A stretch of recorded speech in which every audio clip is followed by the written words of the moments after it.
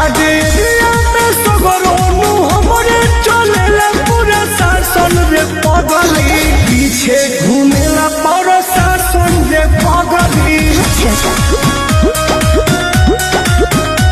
आगे पीछे घूमेला पूरा शासन रे पगली